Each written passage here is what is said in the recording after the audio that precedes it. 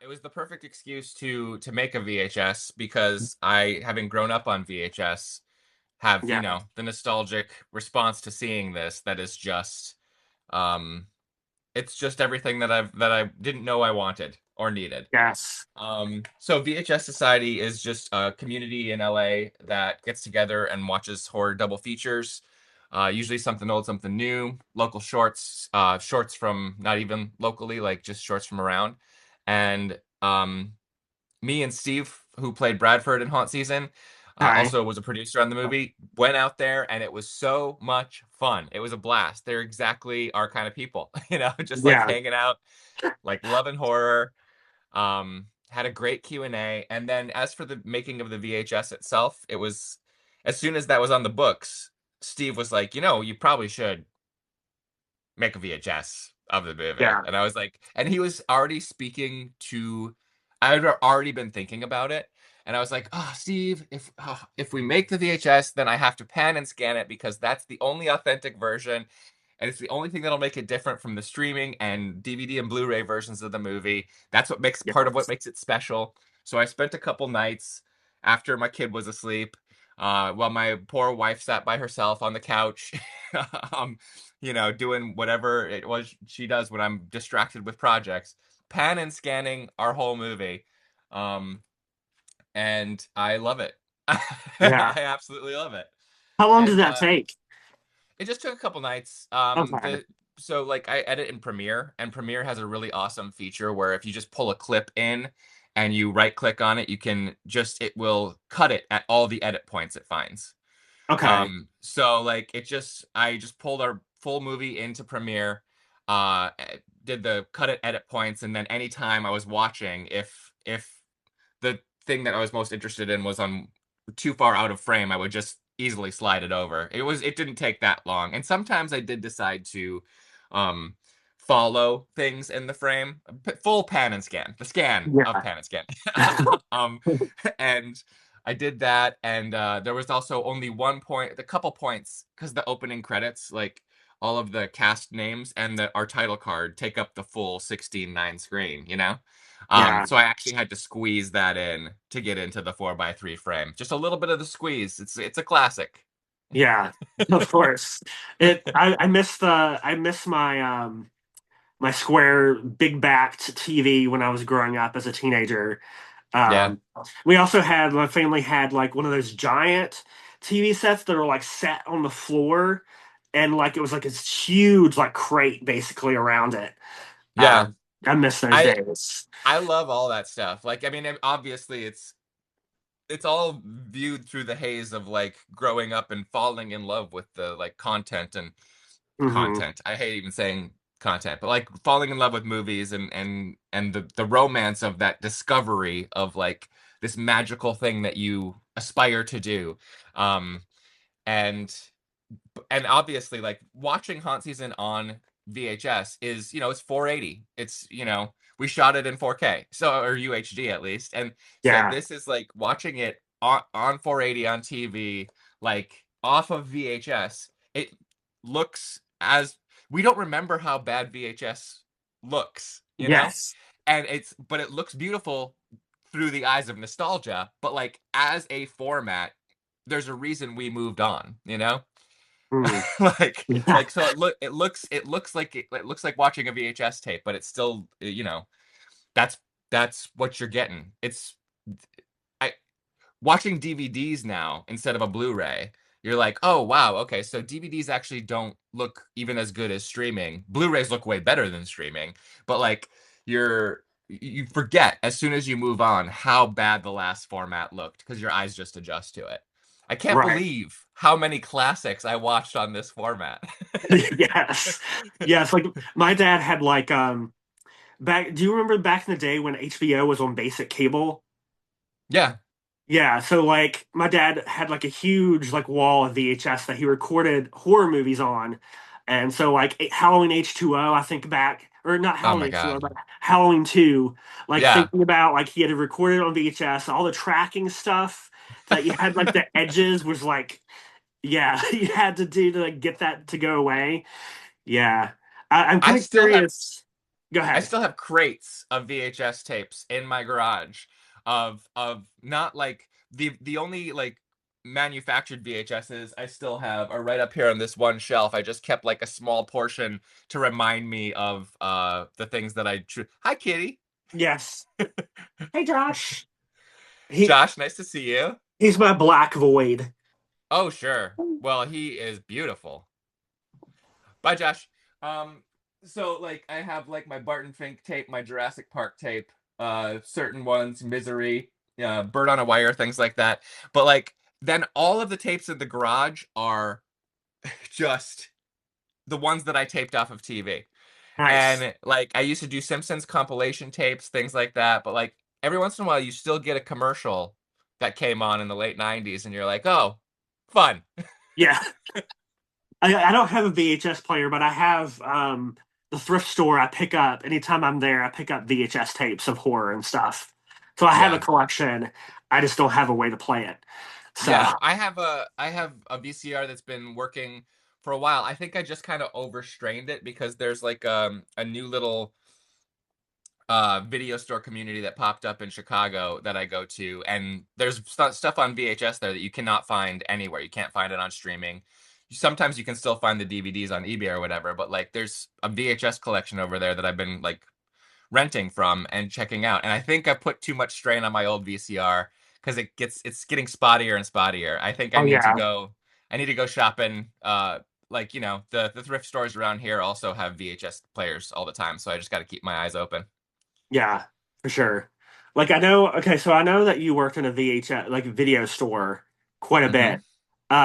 So like I'm curious like what the most out ridiculous complaints or experiences with customers Oh, sure. or yeah, Well, each of the video stores I worked at was kind of different. I worked in two like independent video stores, like mom and pop video stores, and then I my first one was a Blockbuster, and my like the other corporate one was a Hollywood Video.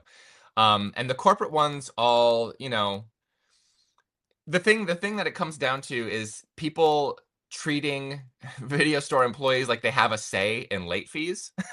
yeah, That's really the thing. That's really the thing is that like if somebody's like, this is just a this is just a day late, so why don't you go ahead and knock that fee up? And like as they're like walking out the door, and I'm like, I can't do that. And then yeah, like a couple people would come back in and like yell at me about it, and I'm like, I really have no power here. So you're literally, like take it up with, the manager.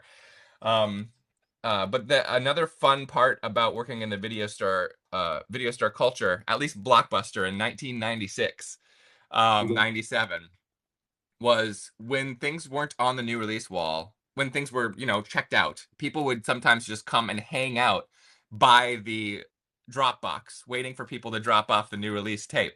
And so oh that my would just gosh, lead to so many like fun hangouts and conversations with people because they would just stand there for half an hour waiting for someone to return a new release. Um, I loved it, man. Video stores were the best. Video store culture was the best. yeah. Like I don't like it's interesting because I like my family didn't rent too often because my dad always recorded anything horror that he saw. He always recorded it. But I remember very early '90s. I probably was like 4 or 5. My local gas station had a literal closet that it was like a rental store. It was like a literal closet, and we went there a couple times. I mean, it didn't last long, but it was so small. It's like, what are we doing here? Well, I love that though too. Like they're like so Yeah. like up in my extended family lives in the Upper Peninsula of Michigan, and so like sometimes like when my grandma lived like in the country, like it was like we had to drive 15 minutes to get to like the place that had like the small convenience store that had ice cream and stuff, and they would just have you know maybe 20 VHSs at any time that you could rent Yes. up here, and it was the weirdest conglomeration of old stuff and new stuff, and there was no telling why those were the movies that were there, but it was always Yes. so and also like going to people's houses, like, and just going up to their physical media collection and finding out what was worth buying to them or what people gifted them and they didn't let go of. Like Yes. I physical media collections were the best at just seeing getting to know someone so fast. At Yes. least getting to know the thing that I'm most interested in about them. Which Yeah. is what movies should we talk about, you know? And like you said, like your dad taped a bunch of the horror stuff off of TV. I kind of came to horror late. Like I was not allowed to, that wasn't part of the diet. So like all movies were kind of what I was getting into. Okay. And so then I came around to horror once I actually, was in college. Like my first year of college, I just started hitting that horror new release wall and just like not new release, the horror section, the horror library, because I'd Yeah. always sneak by there and take a look at and all those cases looked so scary. Like what could possibly be on these tapes? That woman has like an eyeball in her mouth. It's Right. like just that, like it was so um evocative, and I didn't realize until I was like, full on 18 years old, that those tapes were promising something you weren't going to see on them. But it was still a good time. The movies were Yeah. still a good time, despite like part of that like schlocky like sell you something up front. That's why this RVHS tape here, none of this is a lie. Like all of these characters appear, all of these kind of situations Yes. and things, like all of that is directly from the movie. There's no lies told. That reminds me of like the Halloween Resurrection like poster and stuff, having Jamie Lee Curtis front and center. It's like she's in there Yeah. for like 10 minutes. I know. Resurrection was the less we talk about Resurrection, the better. On my behalf. That's just one that's probably at the very bottom for me. That or one of the zombies. I don't know. Well, there's it's hard to distinguish there at a certain point. Yes. I'm sorry. Like my Josh is being very needy today and he's trying to That's knock okay. over my camera. Okay. I mean, Josh has a plan. Josh is a man Yeah, of a he mission. does. Yeah. All right. So I'm Is curious, that a like, your next t-shirt? yes, Awesome. Aaron, it's like Yeah. fight like a final girl. I Oh, have like badass, dude. I have another one that has Sydney on it and a couple others, but yeah. Yeah. Yeah. Your next is awesome. Yeah, Erin is like easily my favorite final girl. Sure. Like easily. I always Sure. I consider mean, her like a combination of like Nancy, Lori, and Sydney. yeah, yeah. Well, she can fight better than any of them. I mean, Yes. I know Lori kind of like ages into it, and Sydney too. Like they both kind of like take on the mantle of like how many times can this happen before I become a badass? Yes. Um and Aaron just starts out there. Yeah. Which is so unexpected and so cool. Yeah. I love like she's immediately like when the arrows come through the window, she's immediately like grab a chair and just go. Yep. It's incredible. It's Yeah. incredible. Yeah. So like some of it, like when you got into horror, like what were some of your favorite films to rent? Did you have ones that you Oh, always rented over and over again? yeah, so I was I very quickly became a Freddy guy. I love the nightmares just because of how, inventive all of the dream sequences are. Yeah. Um Hmm. and there's something about the so I say late in life, but like Scream was like my first horror movie that I saw in the theater. First slasher movie I saw, period. Okay. And I was my dad took me and my friends, and I did not know what we were getting into. So after Drew was brutally murdered. I was Mm. like, okay, okay, that's kind of what I expect a slasher movie. And then like it goes to Sydney getting called right away. I was like, oh no, is a slasher movie just a series of girls getting slashed in a row without like a story being told? Because it Yeah. just looked like we were setting up for the second kill. But so Scream set my template unrealistically. Um, Yes.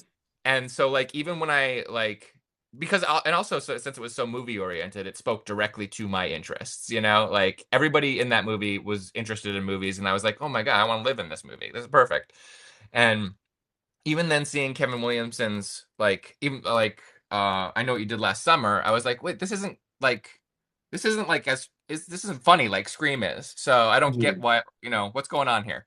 And it took me a while then to adapt to what horror movies or slashers and horror movies in general actually were. I really like the intersection of character and a little bit of like a winking smirk to it. And Wes Craven movies Mhm. have most of the Wes Craven movies have that. There's just a little bit of mischievous like energy to them, and Yeah. so I think that's why like I was introduced to it in Scream, saw it in the Nightmare series, and that kind of thing just always appealed to me.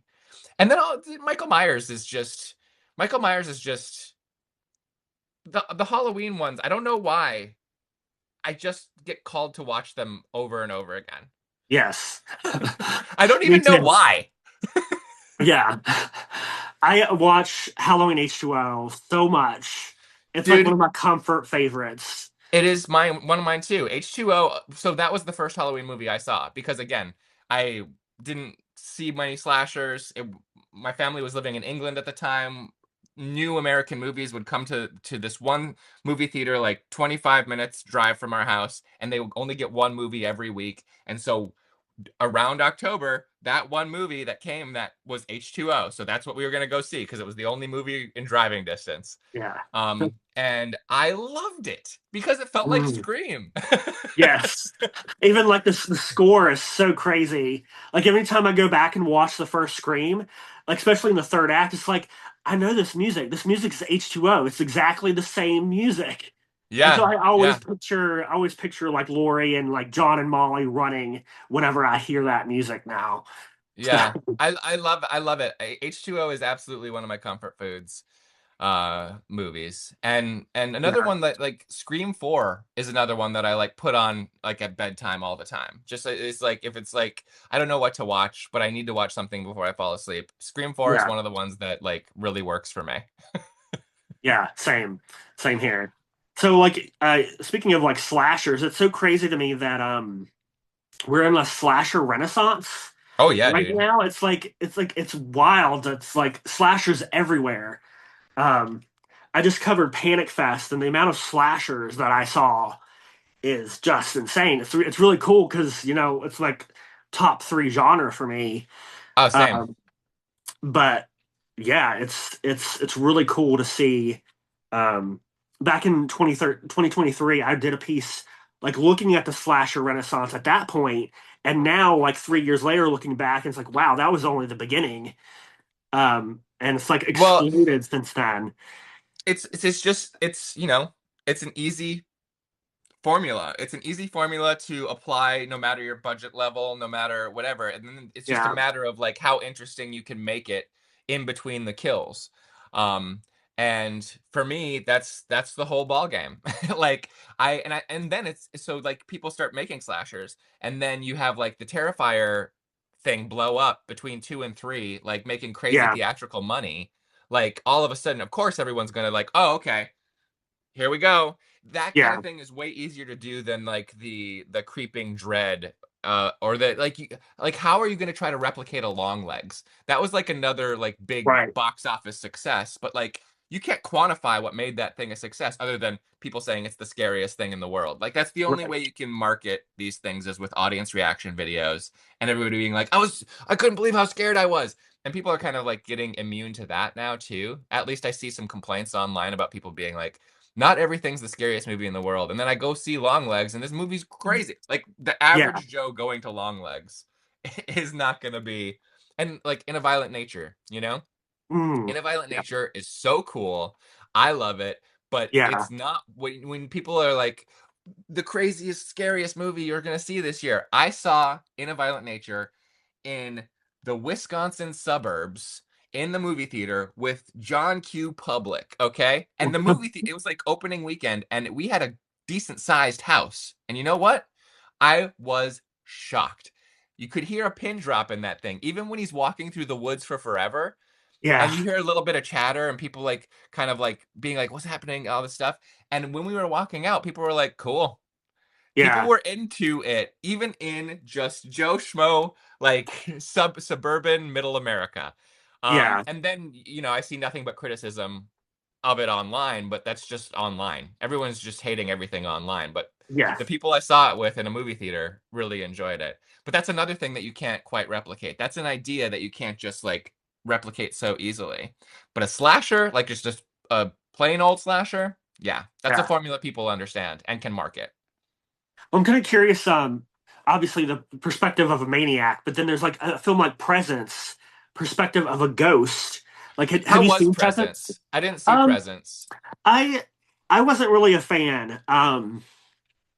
Yeah, it goes in a different direction in the third act that I didn't really like. So I Well, like the idea of it, but yeah. yeah, Did you ever see a ghost story?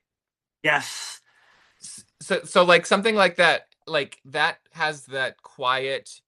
I mean, obviously that's not like a horror movie. That's, an art movie. But like that yeah, has that long, slow, languid pace. Did Presence have that? a little bit, but not. See, It didn't have like the emotional like base to it as Ghost Story does. yeah. I was a Ghost Story like in that second half just became a movie that was transcendent to me. Like I could not believe how much it reframed existence on the planet Earth in the course of Yes. like a couple hours, Yeah, Like it really like blew my mind. But I have a hard time. Presence looked like it was marketed and looked like one of those movies where there's just like a lot of long, slow shots looking at an empty house. yeah, And post Skinamarink, I just have a low tolerance for it. Having said that, I have no idea. Like that's what like the marketing of Backrooms looks like, but I'm highly intrigued about Backrooms because I've just heard about it for so long without yeah, ever looking it up on YouTube? yeah. There's another indie film called The House Was Not Hungry Then that like feels like presence, but it's more about like the house as like an actual presence, and Yeah. it eats people. Oh, cool. Um, yeah, but it has like a lot of long shots, but it's much better. It's like a much better version of Presence, in my opinion. Okay. Um, The house was not yet Hungry Man. was not hungry then. Okay. Yeah, Cool. yeah. I talked to the Very director and cool. I was like, we need to bring back long ass titles, like that are like basically sentences. You know? Yeah. I do like that. It can go either way. It can either Yeah, make people like it can either turn people off or turn people on. And yeah, it's a fine line. So, yes, you know. yeah. So I'm curious, like, what are kind of like some of your favorite slashers of like the past 3 to 5 years that have like really Sure. impressed you? Well, I really loved In a Violent Nature. Man, 3 to 5 years. I have to just scan Letterboxd I'm because the same like way. that is also the curse of Letterboxd is like once I've marked down what I've watched, I don't immediately retain like the things. Yeah, Um, like let's see. New slashers. It's not exactly a slasher, but it's like a dark comedy about wanting to kill people. Over Your Dead Body. I just saw. I really oh loved yeah, that. But I yeah, mean, that's fine. I love Siegel and I love Samara Weaving. I haven't seen Ready or Not 2. I okay, now it's rentable. I'm going to pay the $20 Yes, to rent it. Um, I just watched a movie called Last Straw that's kind of like adjacent to a slasher. It's about a girl who's alone in a diner for the night shift and yes, this group of guys kind of terrorizing her. That was love that really one. cool. And then it kind of reframes its story halfway through. I thought was really in a really cool way. Um, let's see. Sorry for the dead air as I No, it's fine. Oh, I really enjoyed a movie. It was from 2014, but I only just watched it now called The Scare House, Okay, which is again a haunted house slasher, just like Haunt Season. People going through. It's more about a sorority, a group of sorority girls, who are putting on a scare house and kind of like a little bit of revenge for past misdeeds kind of deal. Really liked it. Ooh, Marshmallow. yeah, I really, really dug Marshmallow. I loved the yeah, location they found. I thought the kids did a really great job. And I was like, dude, there's no what are we talking about? As soon as that one kid like goes violently crazy, I was like, there's no way they're not sending that kid home. What is going on? And then as the yeah, story evolved, like I was like, oh, okay. And it was awesome. I really, really yes, dug that movie so much. yeah. Uh, um, did you ever see the movie called Candyland? Oh About yes, the truck stop prostitutes. Yeah, yeah. Really dug it. I love it. And the I don't remember her name, but she was in It Follows, and she's like the lead of this one. Yes, She did such an awesome job in it. yeah. So that's like a small selection. I can keep going back. I have a slasher letterbox list, and that I just put anything that I love, I just put it in there, Oh, old and see, so new. I don't categorize. I should that would be make this much easier. I'm just going back Yes, through my watch history. But I should categorize. I know it's not a slasher. The Ugly Stepsister was incredible. yes. Oh, I love that one. So good. Yeah. So I mean, I'm just focusing on the horror flicks that caught my attention. Oh, influencers. Have you seen Influencer and Yeah, Influencers? yeah. Oh man, it's so good. It's so good. The Influencer, the first one was like the exact right mix of things, and it still had that like really awesome travelogue aspect to it where you felt like you were on a vacation watching it, you know? And then the way that she comes in and kind of like takes over is incredible. And then Influencers was a really cool you never know with a sequel, you know, you never know Yeah, which direction they're going to take with a sequel. right. And I loved the way they did Influencers. I thought it was a really smart way to go. Yeah, yeah, for sure. I also really love the Fear Street trilogy, like the original Oh, trilogy. I oh, just remember it being like such a moment. Like online, it's just like people were going crazy for it. It was like very smart to have it as a trilogy where it's all connected together, rather than it being like a trilogy, but they're like three different like stories. Hi, this is Matilda, Matilda Binks. Matilda Binks. I love it. And actually, our main character was named after her in Haunt Season. Oh wow, that's cool. I love that. Um, Um, yeah, the Fear Street trilogy was I still like I'll just toss on 94 or 78. I'll yes, just toss them on and that's another like comfort watch for me at this point. That happened fast. Those ones were so perfectly attuned to and I also loved the prom one. mhm. I liked it. I It did was too. it was so fun. It was so Yes, fun. Give me more. More Fear yes, Streets. Let's go. I want them yes. now. Yeah, prom queen. A lot of people didn't like it, but I like since it is a bit messy, and I love that it's like messy. Yeah. Um, Why does everything have to be so fucking perfect all the time? Let's yes, just let things have a little bit of ragged edge to them. Come on, yeah, I'm tired of this like the everything's getting its edges shaved off and this AIification of our fucking industry. It's garbage. yes, Let's get yeah. things a little bit messy and out in the open again. Let's humanize it all. It reminds me of so many 80s slashers that are messy, but we have a nostalgia for them. So we like, we don't like are willing to admit how really like just they're just out there, like how messy Yeah. they are. And so No, let's just get out there and raw dog a movie. You know what I'm saying? yes. Like the like April Fool's Day, the 80s April Fool's Yes. Day is another one of my favorite slashers because it's like those characters are fun to hang out with. I just Yes. want to hang out with them. And then follow one out into the old well or whatever. That's great. And then the end is fantastic. I love it.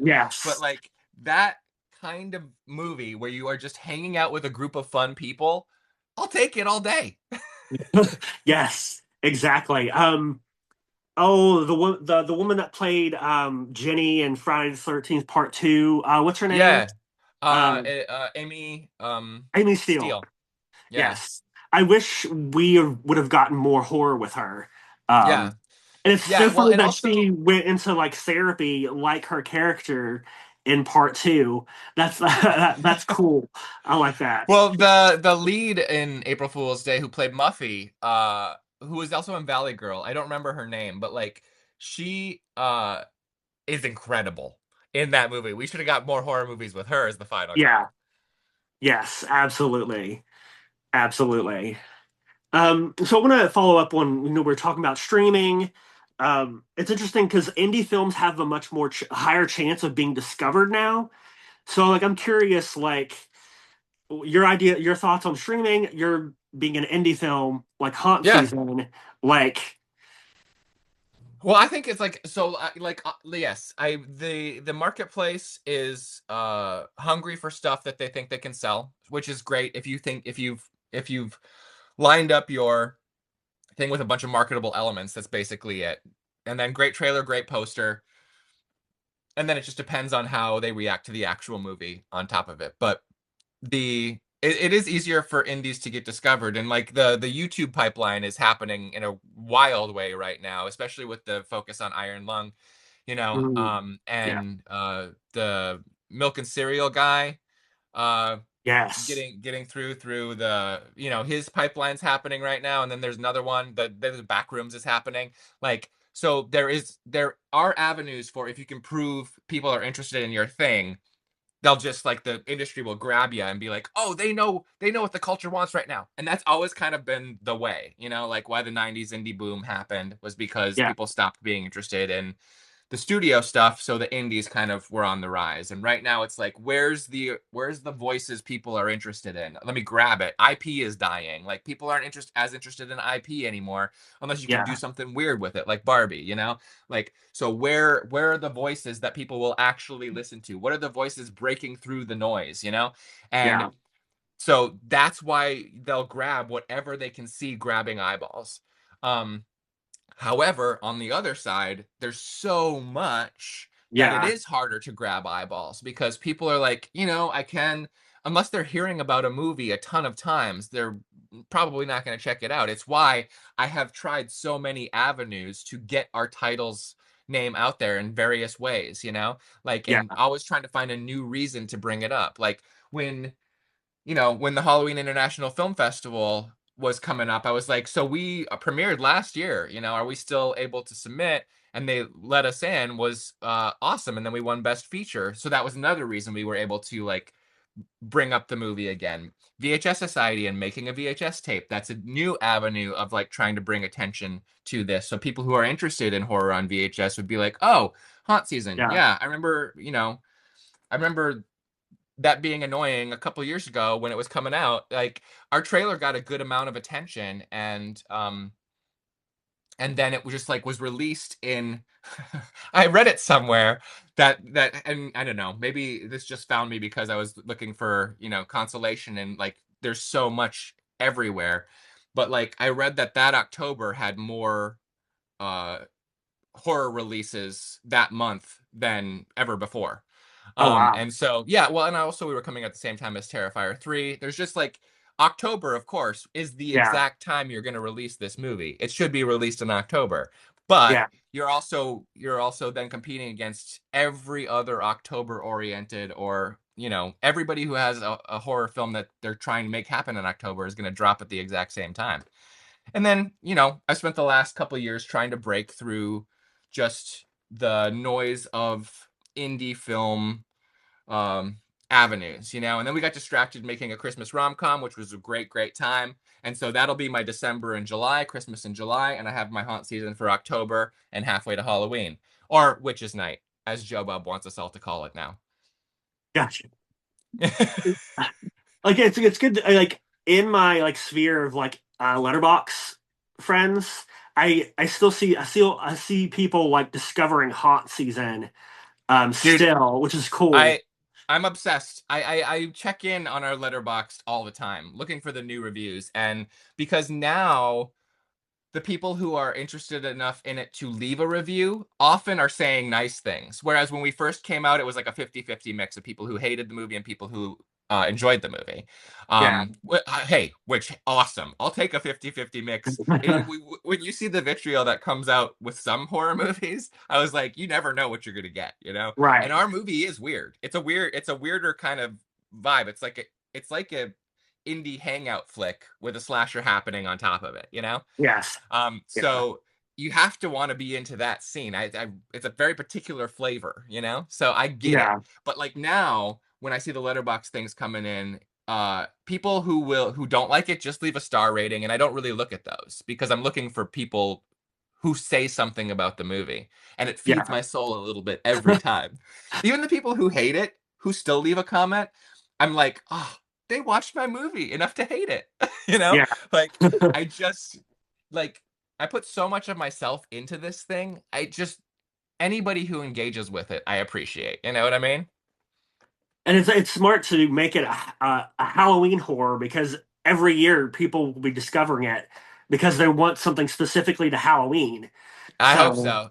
It's like the thing is it needs to be clicked on enough that the algorithm of each of those platforms, Tubi especially, kind of seems to be the one that like the free video on demand market kind of circles around, at least at the moment. Plex is yeah, trying to make a play right now. And yeah, Zumo Play showed up out of nowhere. But like Tubi still kind of seems like the OG there. We just have to have enough clicks or watch time to end up in their carousel of slashers at Halloween time because we've got a good poster. We've got a yes, good poster. If you see this poster at Halloween time and you don't know what you feel like watching, you'll give it a try. yeah, Um, and hopefully, if you just hang in there the first couple minutes long enough to meet Matilda and kind of the team, you're like, oh, that's what this movie's gonna be about, you know? yeah. You got to get over that first kill sequence into like meeting the characters, and I think at that point you're gonna know whether or not it's for you. The only thing that I would say about your film, it needed more weed to make it like even more. Yeah, I don't think we have any weed in there, do we? No. I don't think There's a so lot of now. cigarette smoking. Yes. So, Which we is talked. like which was so much that moment in time for the people who worked on the movie and at the haunt and everything. Everybody since quit. Everybody quit smoking again. Like as soon as like we were a year out from the movie, no one was smoking anymore. Yeah, that's hilarious. So, talking about like streaming and like the conversation now being so much about physical media, I am really surprised that like no video rental company has like capitalized on that and our nostalgia for renting videos again. I mean, Um, they're popping. They are popping up. They're popping are up, they? and every time I every yeah. So there is a company in Chicago called Analog next to TerrorVision and Graveface. Okay. They kind of like they have a rental and purchase area in their store and connected to the Davis movie theater in Chicago. Great movie theater. There's now like a cocktail bar next to it that is also a video rental store called Analog. It is the best. It is the best Yeah. to go hang out. And then when I went to like Days of the Dead, several of the booths like were people who had video stores in the Okay. surrounding area and be like, come check out our video store. Come check out our video store. And um I think it's like just cropping up here and there. And Yeah. I think as the AI thing continues to go, I think more people are going to miss the tactility of things even more. It's going Mhm. to push us even further. Like we're all getting sick of social media already just because of how soul sucking it is. And I am also on it all the time. You know, like I'm like I need to promote my stuff, and I'm also interested in what everybody's talking about. And it's like a disease. You know, it's like Yeah. I've got the swipe disease, but it's also like I'm getting tired of it. I'm wanting to shut it down more often. And I think that kind of like wanting to engage with the real world is going to bring people back to phys meads, you know?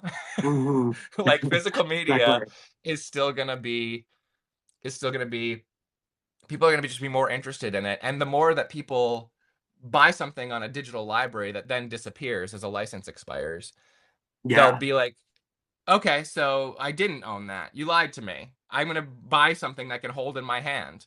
And Yeah.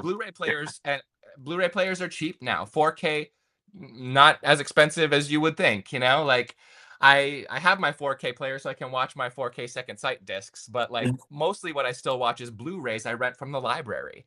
You know, Nice. Yeah. like our library has a really good selection, and then there are two libraries also in neighboring towns that have even better selection. So if I can't get it at my local, I can just drive 10 minutes, well 15, and get from another nice collection. um so that resource is incredible, and it always Blu-rays just look better than streaming. They just Yes. do. So, I'm like I had my first experience with a license expiring. I swear I thought I had bought the others on Apple. And one day I was going through, I was like, I'm in the mood to watch the others. And all of a sudden it's not there. I'm like, Yeah. what's going on? That's not Yeah. fair. No, it's not fair. No, It's really not fair. But it's just gonna happen more and more. And things, I mean, licenses expire. Like, and if because it's yeah, not even just that that that that Apple no longer has the license to a title. All of a sudden, the license, companies buy licenses to movies for a period of years, and then the makers get those rights back, and they get to sell it to another distributor if another distributor wants to take a shot at it on a secondary marketplace or whatever. And that's yeah, why you'll see movies with different like production company title cards and distributor title cards at the front of them. Then, oh wait, I thought this was a that movie, now it's a this movie. Yeah, it got sold. And sometimes titles will just be part of a library that gets sold to another company, so all of a sudden it becomes a universal title or whatever. It's the underpinnings of the distribution system of the movie industry is like a wildly complex, very manipulatable situation. So like yeah, buying a license to something is really a temporary thing as a consumer, because even the people who are selling it to you don't have it for forever, you know? yeah. And it's weird because like I'm not a big physical media person either. It's like I try to be, but then like I have a Blu-ray, like a 4K player, and like I have like things, but then I get lazy because I'm like in my bed watching movies. And I was like, I don't feel like getting up to Yeah. like So change the that's like disc. that's so there you go. I mean, it's just a Yeah, trade-off of the thing. I'm so used to that.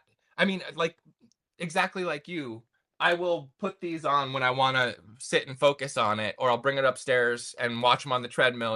I've got a Blu-ray player in there too.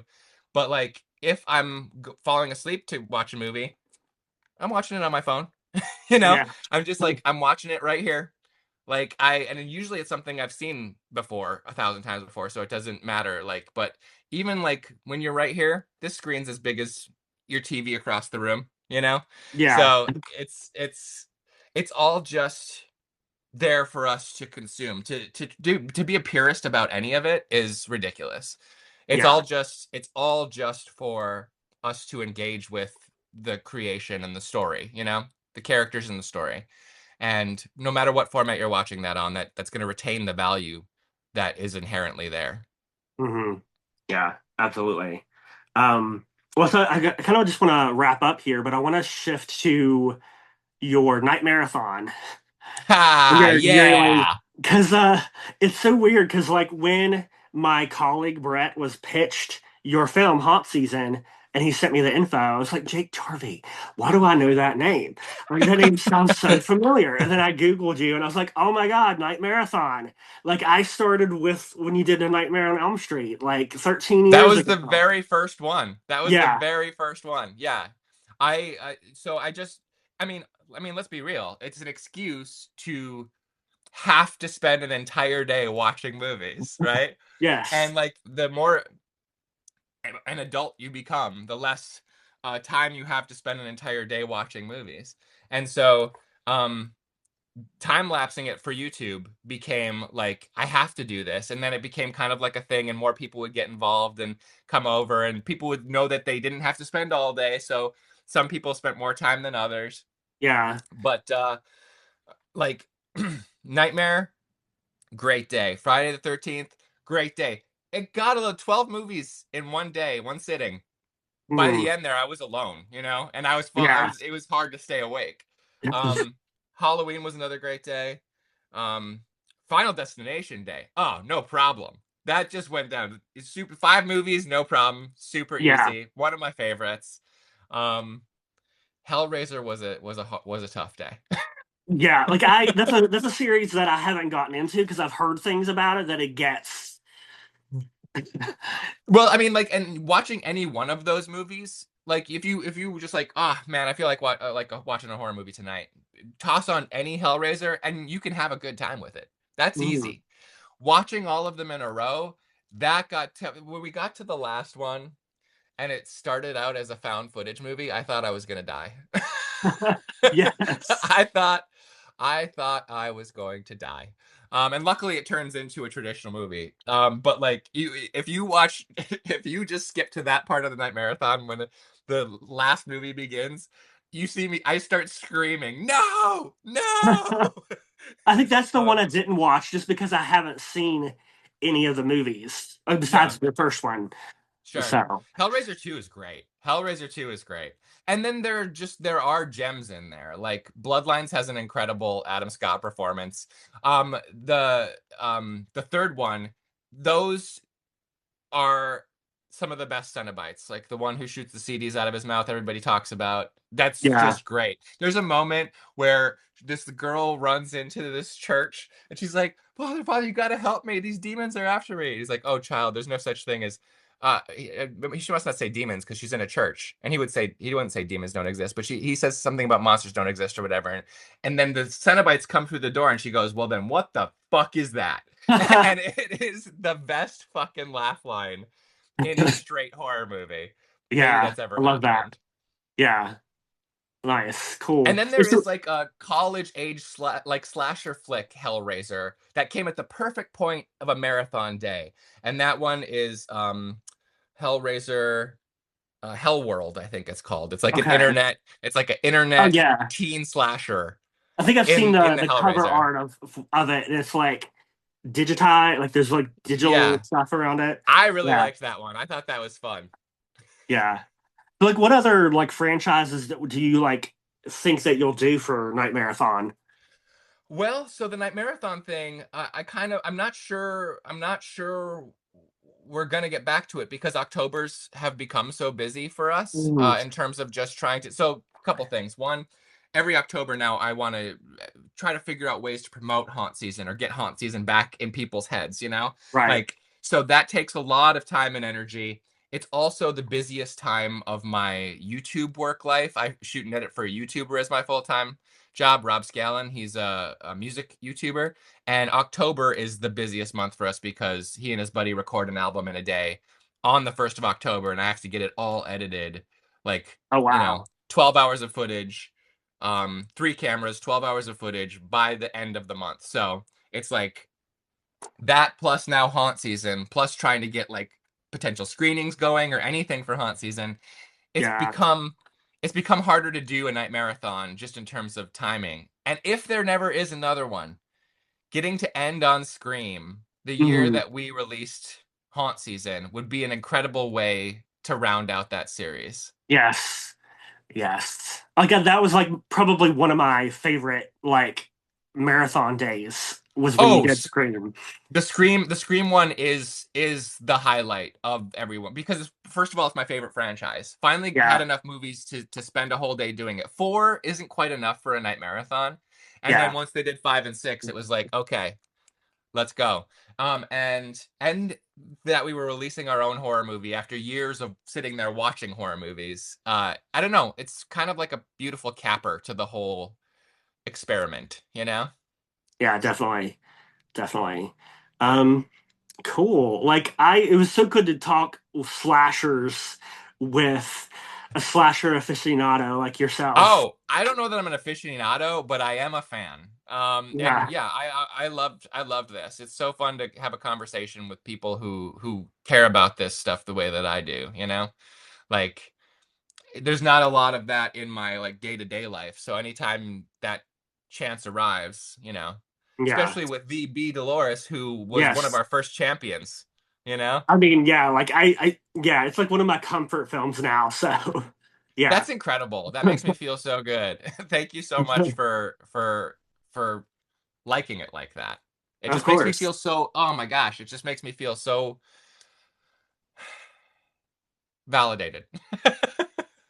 You know, I'm always curious, like, because I talk to a lot of like musical artists, and they always say like when they release an album that it's no longer theirs. Do you kind of feel that way with Haunt Season? No, not at all. All right. Like it's so deeply me. That movie is so deeply me that there's Yeah. no way for me to lose my feeling of it being mine.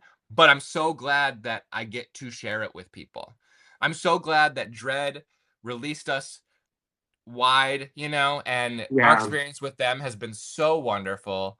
The team over there has been so lovely, and the PR team, the actual, you know, higher ups at Dread and Epic have been incredible, and um, for them to try to push it as wide as they could made it gave us a really good start. And then just that I get to share it with people, and that there are so many people who respond to it positively is a great relief to me.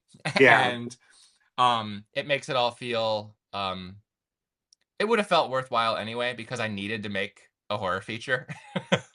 I yeah, just had to, but it makes it feel more justifiable. All of everybody's hard work and all of the stress around doing such a low budget production just with just me and Eliza, like as the main producing force, because it was probably the most stressful time of our lives outside of the first year of our child's life. yeah.